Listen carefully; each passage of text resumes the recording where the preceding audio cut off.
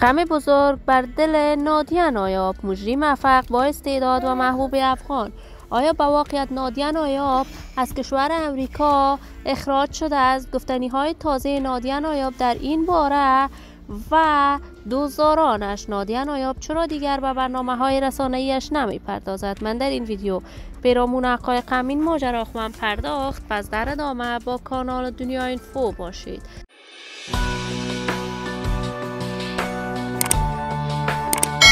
سلام و سلامتی نثار تک تک شما دوزاران نهایت ارجمند کانال دنیا اینفو.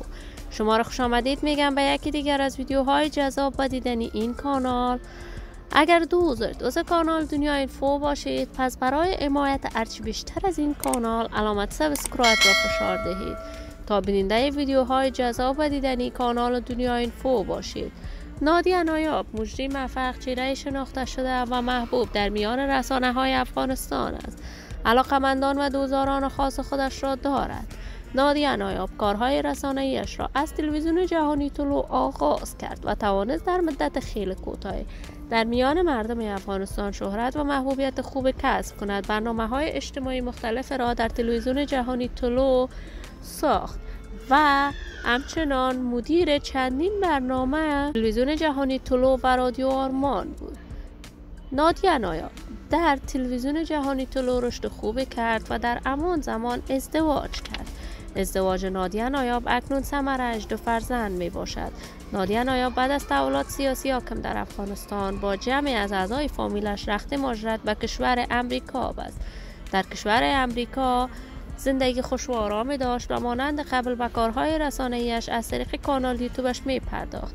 این همه در حالی است که تصاویر نادیه نایاب در صفحات مجازی دست به دست می شود که وی از همسرش جدا شده است و کشور امریکا قرار است نادیه نایاب را اخراج کند. تا کنون جزئیات بیشتر این ماجرا در دست نیست که این خبر تا چی حقیقت داشته است، ولی نادیه نایاب در صفحات مجازیش میگیرد. ولی ما آرزو داریم خبرهای نشر شده در صفحات مجازی حقیقت نداشته باشد. دوزاران و همراهان ارجمند کانال دنیا اینفو، شما هم نظریاتتان را در بخش کامنت با من شریک بسازید. این ویدیو را با علاقه‌مندان و دوستان نادیه نایاب به اشتراک بگذارید. اگر دوست دارید از کانال دنیا اینفو باشید، پس برای حمایت هرچی بیشتر از این کانال سابسکرایب را فشار دهید تا ویدیوهای دیگر کانال من را از دست ندهید. تا درودی دیگر، بدرود.